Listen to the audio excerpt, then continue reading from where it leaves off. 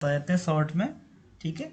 उसके बाद आपको लगभग ये चैप्टर खत्म ही हो जाएगा, और जो नया स्थान जो चालू होगा उसको कल से, आज से पढ़ लेंगे, थोड़ा सा स्टार्ट कर देंगे। देखो, येन ओजस्य वर्तयन्ति पीड़िता सर्वदेहिना, ठीक है।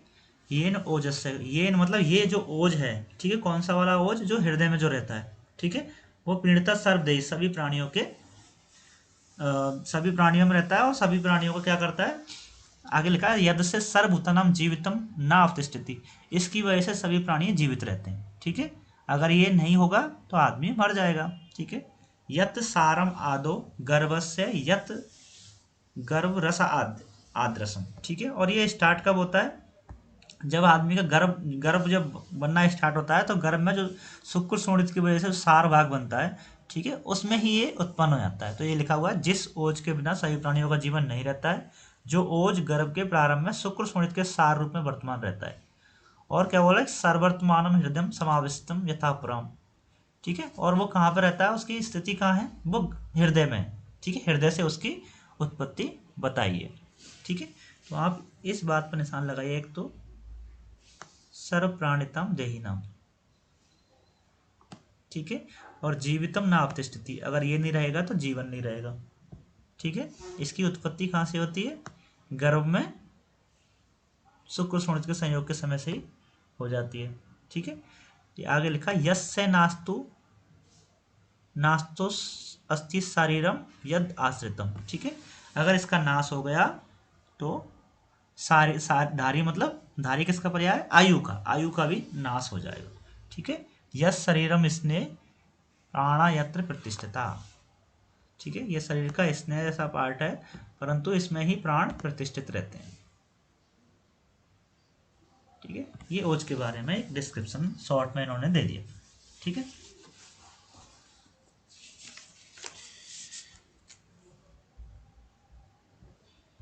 नेक्स्ट देखो, यहाँ दे रखा है धमनी, स्रोत और शिरा की निरुक्ति दे रखी है, ठीक है। तो धमन्या धमनिया, जिसमें दमन हो, ठीक है, वो धमनी है।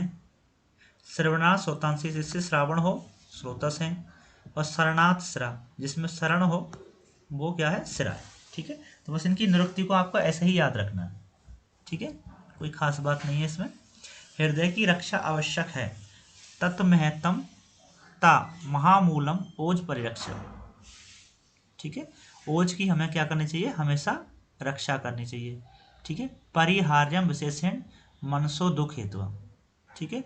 अगर ओज की रक्षा करनी है तो हमें क्या करना पड़ेगा, परिहार करना पड़ेगा, किन चीज़ों का, जो मन को दुख पहुंचाते हैं, ऐसे भावों का, मानसो दुख हेतु परिहार्य, ठीक है। अगर आपको ओज की रक्षा करनी है तो आपको ये चीज़ फॉलो करनी है, ठीक है। हृदय यत स्यात् ओजस्य स्रोतसाम यत प्रसादनम तत् एतम सेव्यम प्रयत्नेन प्रसमो ज्ञानम एवच, ठीक है। ये बोल रहा है कि यद हृदय यत स्यात् ओजस्य स्रोतसाम से प्रसादनम, ठीक है, जो आहार विहार हृदय के लिए जो हितकर हो और ओज के लिए हितकारी हो, जो स्रोतों को प्रसन्न करने वालों, उनका शांति तथा ज्ञान पूर्वक सेवन करना चाहिए, ठीक है। तो सेव्यम प्रयत्न प्रसमो ज्ञानम एक चाहिए, इसको ध्यान में लगना, कोई खास बात नहीं है वैसे तो, ठीक है। ये नीचे वाली लाइन इंपॉर्टेंट है। तो अभी तक हमने जो पिछले अध्याय में कुछ चीज़ें वैसी बताई थी जो बहुत फायदेमंद है, या फिर मतलब सिंगल रूप से यूजफुल है, जिनको अपन अग्र द्रव्य बोल रहे थे। तो कुछ अग्र द्रव्य इस चैप्टर में बताए हैं, और जो ये अग्र द्रव्य जब पूछे जाते हैं तो आदमी कंफ्यूज हो जाता है क्वेश्चन आया कहाँ से, ठीक है। तो इनको इम्पोर्टेंट है याद रखना, क्योंकि ये कई बार पूछे गए। तो देखो क्या लिखा है, तत्र अहिंसा प्राणिनाम और प्राणवर्धनानाम उत्कृष्टतम, ठीक है।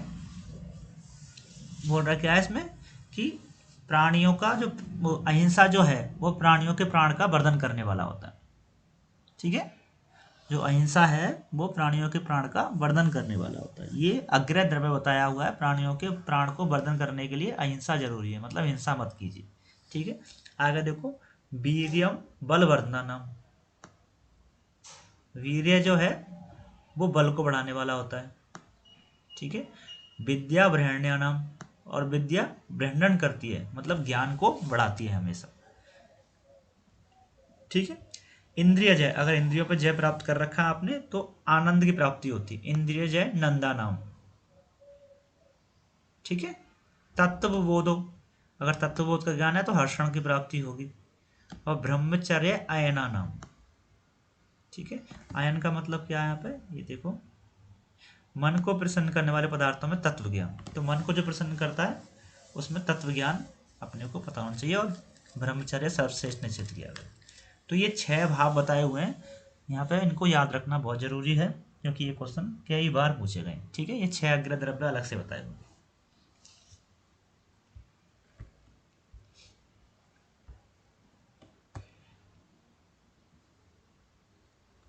ठीक है। अब आगे देखो वाक्यांश का विवरण। तंत्र आर्सम कार्सेन यथा आम्य उच्यमान वाक्यस्यो भव्य उक्ततम। आर्स तंत्र जिस प्रकार निर्मित होता है उसी प्रकार सर्वांश का अध्ययन करके कहना वाक्यांश कहना है, ठीक है। तो इसको अभी छोड़ दो, कोई नहीं, इसमें कोई खास बात नहीं है।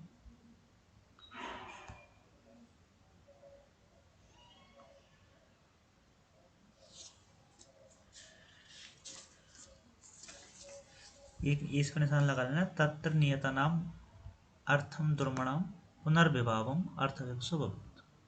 इस पर एक बार निशान लगा लेना, ठीक है। तंत्र में कहे गए कठिन अर्थों को पुनः समझाकर अपने वचनों द्वारा कहना, अर्थ द्वारा व्याख्यान करना कहा गया। अब देखो यहाँ कुछ क्वेश्चंस दिए हुए हैं, ठीक है। आयुर्वेद से संबंधित क्वेश्चन है कि यहाँ लिखा है कि आयुर्वेद किस वेद का भाग है, ठीक है। दूसरा आयु क्या है, ठीक है। आयुर्वेद क्या है, तो उनके आंसर नीचे दिए जाएंगे, तो उन आंसरों का उनका आंसर ही यहाँ पे पढ़ेंगे, ठीक है। तो देखो पहला बोल रहा है कि तत्र विसजा प्रश्नेव चतुर्णा अस्रकम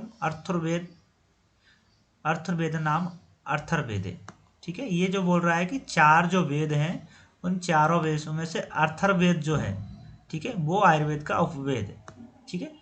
तो ये मैंने आपको पहले बताया था कि आयुर्वेद किसका उपवेद है, तो अर्थर्वेद है। तो अर्थर्वेद में स्पेशली आयुर्वेद का वर्णन है, इसलिए आयुर्वेद जो है अर्थर्वेद जो है वो अर्थर्वेद का उपवेद है आयुर्वेद, ठीक है। तो ये चीज़ आपको ध्यान रखना। नेक्स्ट क्वेश्चन है आयु क्या है, ठीक है। तो आयु के बारे में पहले हम फर्स्ट चैप्टर में ही पढ़ चुके हैं, परंतु यहाँ पर देखो कुछ चीज़ है कि वेदम च दिश्याम वाच्यम तत्र आयु चेतना। आयु के पर्याय दे रखे हैं यहाँ पे, चेतना, अनुवृत्ति, वहाँ भी बताए थे मैंने, और जीवितम, अनुबंधव च धारी च, ठीक है। ये सब पर्याय किसके हैं, आयु के पर्याय, ठीक है। और आयु की परिभाषा क्या दे रखी है, नीचे दे रखी है वो, तद आयुर्वेदो इति आयुर्वेदा, जिसमें आयु का ज्ञान हो, आयु का ज्ञान जो कराए वो आयुर्वेद है, ठीक है। और आयु का ज्ञान कैसे कराए, तो देखो सुखकर आयु स्वलक्षणम सुखम असुखम, सुखकर आयु असुखायु, हितायु अहितायु, और आयु का प्रमाण जो बताने वाला है, ठीक है। यत् से आयुष्यम अनायुष्यणी, जो आयुष्य है अनायुष्य है इसका प्रमाण बताता है। इन सब चीज का जो ज्ञान कराता है वो अपना आयुर्वेद है, ठीक है। द्रव्य गुण कर्माणि वेद इतिचे अपि आयुर्वेद, ठीक है। तो ये आपको ध्यान रखना है।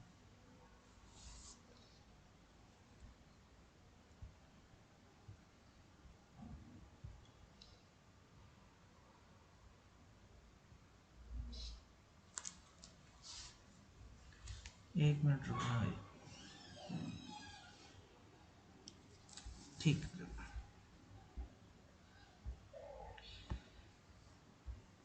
ये सुख और असुख आयु के लक्षण दे रखे हैं, जो मैंने बताया सुख आयु क्या असुख आयु क्या है, उनके लक्षण दे रखे हैं। इसको एक बार हिंदी में पढ़ लेना, में तो खास बात है नहीं कोई, ठीक है। इसमें से क्वेश्चन इतना कोई आता नहीं। और उसके बाद जो मैंने आयु का जो प्रमाण बताया था, आयु का प्रमाण के बारे में यहाँ पर डिस्क्रिप्शन कुछ दे रखा है इन्होंने, ठीक है। जो विकृत लक्षण है उनके बारे में बताया है कि विकृत के बारे में जो बताया हमने, जो अरिष्ट लक्षण पढ़ेंगे वो विकृत आयु के लक्षण है, ठीक है। कब मृत्यु हो जाएगी, क्या हो जाएगा, तो उसके बारे में बता रहा है। उसके बाद देखो आयुर्वेद का प्रयोजन क्या है, तो प्रयोजनम चयास्यम स्वस्थस्य स्वास्थ्य रक्षणम आतुरस्य विकार प्रशमनम च। तो ये बात आपको याद रखनी है, ठीक है। ये लाइन कहाँ की है, चरक सूत्र 30 की है, ना कि चरक सूत्र 1 की है। ठीक है। तो आयुर्वेदम चयास्यम स्वस्थस्य स्वास्थ्य लक्षणम आतुरस्य विकार प्रशमनम। अर्थ आप लोगों को सबको पता ही है, ठीक है। जो स्वास्थ्य की रक्षा करे और विकार हो जाए तो उसका प्रशमन करे, रोग हो जाए तो उसका प्रशमन करे, वो आयुर्वेद, ये आयुर्वेद का प्रयोजन है, ठीक है। अब बोल रहा है कि आयुर्वेद जो है वो प्रधान है, वो क्यों है, तो उसके 3 कारण यहाँ पर दे रखे हैं, ठीक है। एक जो कारण है, आयुर्वेद शाश्वत है, ठीक है, अनादि है। अनादि होने की बोल रहा है कि आयुर्वेद शाश्वत है, इसका कारण क्या है, तो एक तो दे रखा है अनादि है, एक स्वभाव सिद्ध लक्षणत्वाद, और एक भाव स्वभाव नित्यस्य। इन 3 चीजों को मान के ये बोला है कि आयुर्वेद जो है वो अनादि,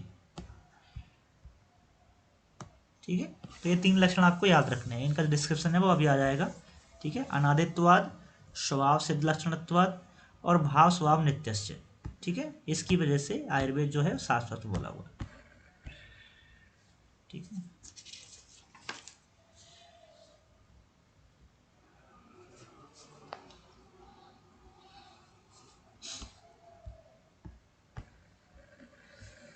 तो देखो ये लिखा है, पहला हेतु अनादित्वाद। अनादित्व का मतलब क्या है कि अनादि उसे कहते हैं जिसका प्रारंभ काल और अंत काल का पता ना हो, ठीक है। वो उत्पत्ति कब हुई उसकी और उसका अंत कब होगा, इस चीज का जिसको पता ना हो उस वो चीज को हम अनादि बोलेंगे। तो आयुर्वेद कब उत्पन्न हुआ और आयुर्वेद कब खत्म होगा, ठीक है, इस चीज का हमें पता नहीं है, इसलिए इसको अनादि बोला हुआ, ठीक है। जैसे एग्जाम्पल दे रखा है, इस जगत में शरीर इंद्रिय सत्व आत्मा के संयोग स्वरूप आयु का प्रारंभ कब हुआ, यह बात कोई व्यक्ति बताने में समर्थ नहीं है, ठीक है। और ये कब इसका अंत होगा ये भी बताने में कोई समर्थ नहीं है, इसलिए इसको अनादित्वाद मतलब बहुत अनादिकाल से चला आ रहा है, ऐसा बोले।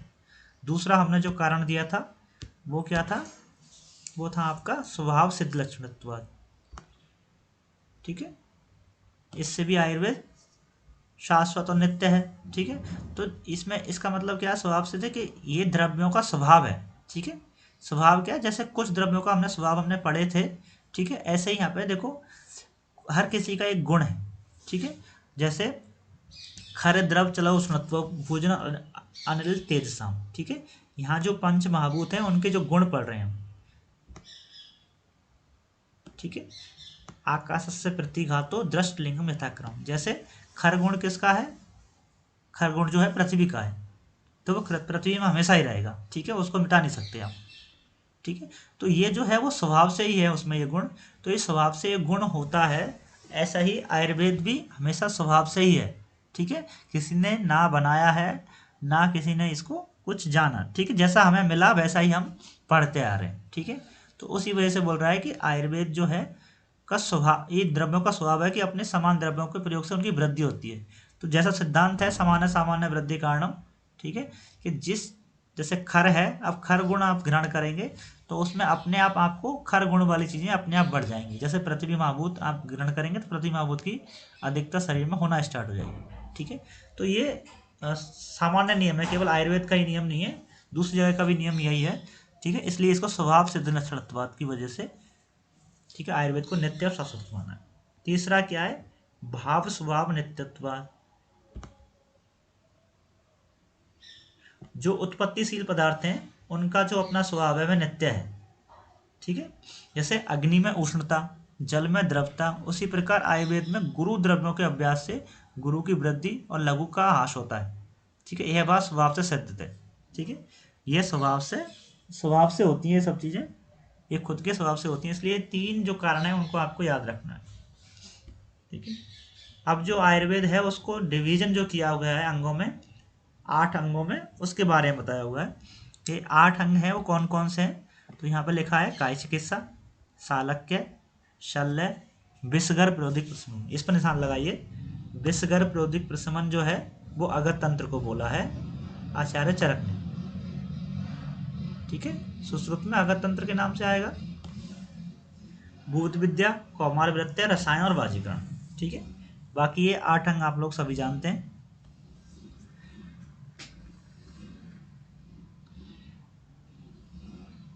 ठीक है। दूसरा कि आयुर्वेद के ग्रहण करने वाले कौन कौन है, तो देखो क्या लिखा है, चय साध्य एतव्यो ब्राह्मण राज्य वैश्य, ये 3 लोग जो है आयुर्वेद को ग्रहण करने के लिए बोला हुआ है,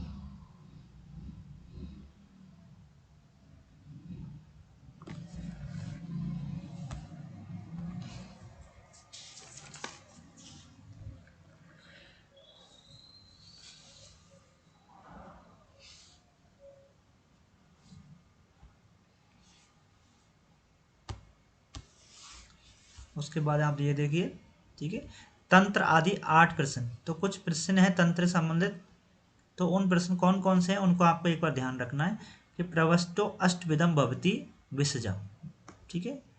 एक वैद्य दूसरे वैद्य की जब परीक्षा करता है तो उसमें कौन कौन से चीज़ों को पूछना चाहिए, तो उसके बारे में बोल रहा है कि तंत्र, तंत्रार्थन, स्थान, स्थानार्थन, अध्यायम, अध्ययनार्थन, प्रश्न और प्रश्नचयति। ये कुछ क्वेश्चंस हैं जो परीक्षा करने के लिए यूज लेते हैं, ठीक है। तो ये कौन कितने क्वेश्चन है टोटल, ये टोटल आपके 9 प्रश्न है, ठीक है। तो इनको ध्यान रखना।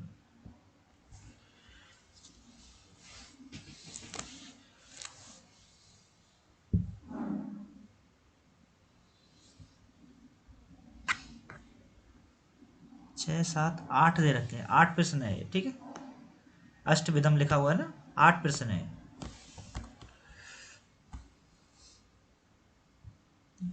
आगे देखो, अब लिखा हुआ है कि तत्र आयुर्वेद शाखा विद्या सूत्रम ज्ञान शास्त्रम लक्षणम तंत्र तंत्र इत्यांतरम, ठीक है।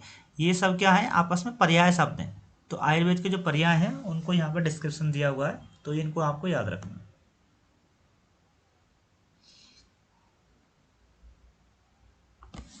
आयुर्वेद शाखा विद्या सूत्र ज्ञान शास्त्र लक्षण तत्र इत्यांतर।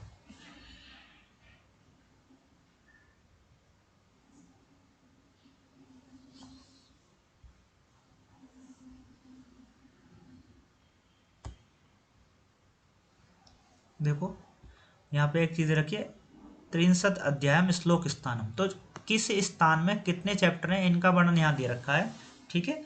तो सबसे पहले दे रखा है कि 63 अध्याय श्लोक स्थानम। तो श्लोक स्थान मतलब सूत्र स्थान को बोला है, तो यहाँ पे लिख लेना, श्लोक स्थान सूत्र स्थान को बोला है। और उसमें कितने चैप्टर होते हैं, उसमें 30 अध्याय होते हैं, ठीक है। बाकी का आपको हमने बता दिए थे। देखो सूत्र स्थान में 30 चैप्टर हैं, 8-8 चैप्टर किसमें, निदान और विमान में 8-8 चैप्टर हैं, ठीक है। द्वादशम इंद्रियाणाम, इंद्रिय स्थान में 12 चैप्टर हैं, ठीक है। त्रिंशक चिकित्सा स्थानम, चिकित्सा स्थान में भी 30 चैप्टर हैं। द्वादश के कल्प सिद्धि स्थान 12 चैप्टर, कल्प में भी है सिद्धि में भी 12 चैप्टर हैं, ठीक है। तो किस चैप्टर में किस स्थान में कितने चैप्टर हैं उनका डिस्क्रिप्शन यहाँ पे है। बस आपको स्पेशली श्लोक स्थान को ध्यान रखना है। श्लोक स्थान किसको बोला है, श्लोक स्थान अपने को सूत्र स्थान को बताया, ठीक है। दोबारा से यही डिस्क्रिप्शन दोबारा आया है। तो देखो कुछ इसमें फिर पर्याय आए हैं, जैसे श्लोक स्थान हमने पढ़ लिया, ठीक है। औसत स्थान, औसत स्थान किसको बोलते हैं, चिकित्सा स्थान को बोलते हैं, इस पर निशान लगा लेना। औसत स्थान चिकित्सा स्थान को बोलते हैं, और श्लोक स्थान सूत्र स्थान को बोलते हैं। अरिष्ट स्थान इंद्रिय स्थान को बोलेंगे, अरिष्ट बोला हुआ है ना, अरिष्ट, अरिष्ट स्थान इंद्रिय स्थान को बोलेंगे। और विकल्प स्थान,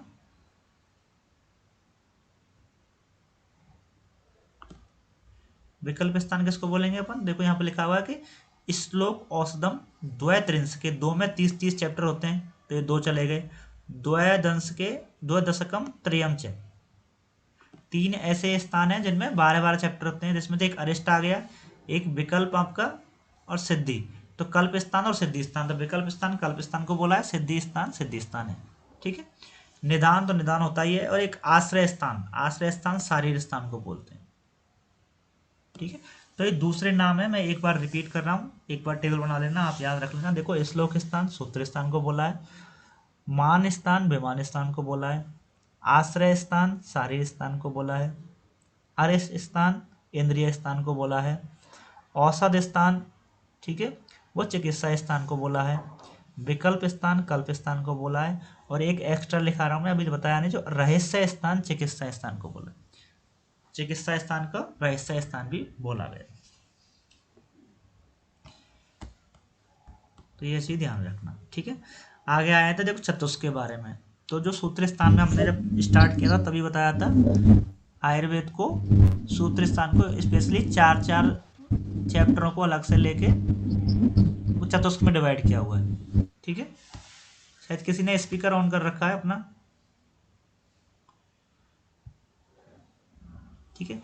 तो उन 4 चैप्टरों के जो ग्रुप को बोला चतुष्क बोला है, ठीक है। तो जैसे देखो कौन कौन चतुष्क है यहाँ पे, बेसा चतुष्क, श्वास चतुष्क, ठीक है, उसके बाद निर्देश, कल्पना, रोग, योजना और अन्नपान। ठीक है, एक बार मैं तुम्हें याद कराने के लिए यहाँ पे लिख रहा हूँ, जो मैंने पहले बताया था आपको। इसको याद करने के लिए लिखना BSNL। ठीक है, BSNL और एक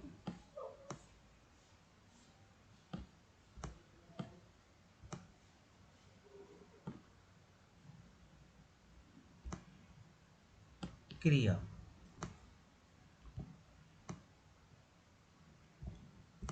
ठीक है, तो देखो, भेषज, स्वास्थ्य, निर्देश, ठीक है, एल को छोड़ देना तो कल्पना, ठीक है, रोग, आई को छोड़ना, योजना और अन्नपान। ठीक है, तो इस तरह से ये आपके चतुष्क हो जाएंगे 7, और 2 जो चैप्टर बचेंगे तो वो अपने संग्रह द्वय में आ जाएंगे, जिसमें एक तो अभी पढ़ रहे हैं और एक हम कल पढ़ चुके। ठीक है, अब इसमें कौन कौन से चैप्टर अंदर हैं इसका ही मैंने ट्रिक आपको पहले बताया हुआ है, जिन लोगों ने नहीं पढ़ा बता देना, मैं आपको दोबारा बता दूंगा। ठीक है, अब देखो नेक्स्ट श्लोक में इसको निशान लगाइए कि श्लोक स्थान समुदिष्टम तंत्र आस्य सिर शुभम। ये श्लोक मैंने पहले ही पढ़ा दिया आपको, परंतु इसलिए बता रहा हूँ यहाँ की क्योंकि ये चैप्टर नंबर 30 का है। ठीक है, इसका मतलब क्या है कि सभी जो स्थान में श्लोक स्थान है उसको सिर बोला हुआ है। संहिता का सिर किसको बोला है? श्लोक स्थान को सिर बोला हुआ है।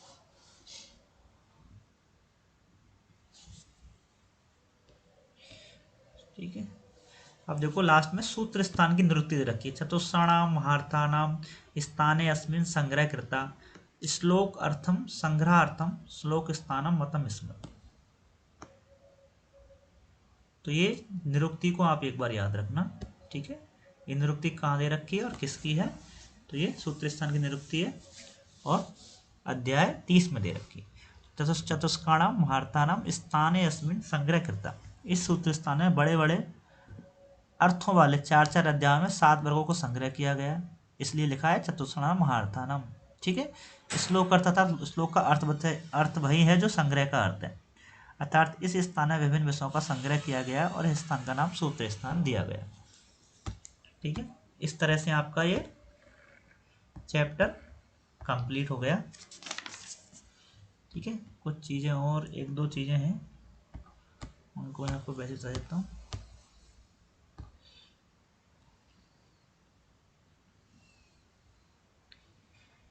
एक तो इसमें लगा है प्रश्नेन। प्रश्न क्या है? युक्ति से तंत्र एवं निश्चयार्थ से।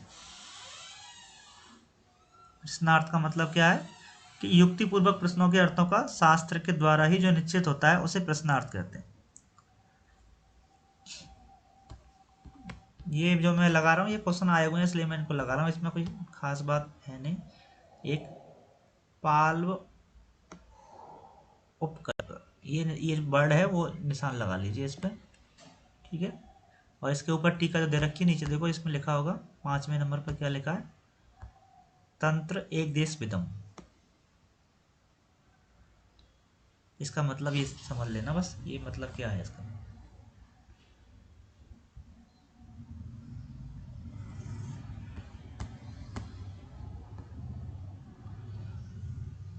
ऐसे वेद जो कि पाल्विक होते हैं, अर्थात कुछ शास्त्रों का ज्ञान रखते हैं, कुछ ऐसा संभावना ना होने पर भी, जिस प्रकार बटेर पक्षी पेड़ पर बैठे हुए वे सहसा एक साथ उड़ जाएं तो उसे सहसा शब्द सब कहते हैं। ठीक है, तो ये ऐसे वेद के लिए आया है जो शास्त्र का ज्ञान पूर्णतया नहीं रखते। ठीक है, बस इतने बात रखना। केवलम एक देशिका, केवल एक एक तरफ का ज्ञान रखते हैं, पूर्णतः से ज्ञान नहीं रखते।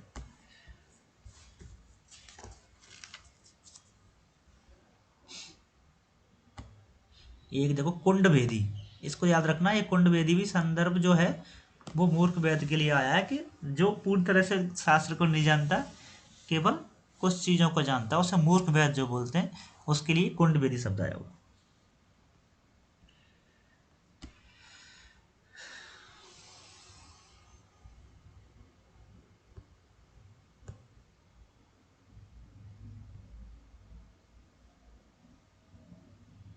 ये लिखा है कि प्रायण सुमुखा संतो युक्तम अल्प भाषणम।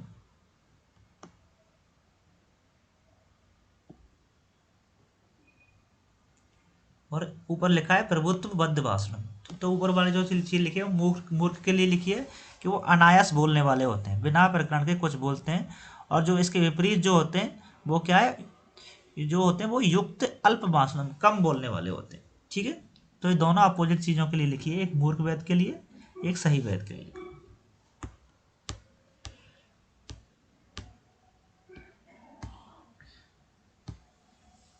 एक तो तानम काल पास सदृशान वर्जिए शास्त्र दूषकान। शास्त्रों को दूषित करने वाले इस प्रकार के वेदों को यमराज के पास के समान जान का त्याग कर देना चाहिए। ठीक है, ऐसे वेदों से चिकित्सा नहीं करानी चाहिए, अन्यथा आप जान भी दे सकते हैं। ऐसा ही करके इन्होंने आंसर दिया।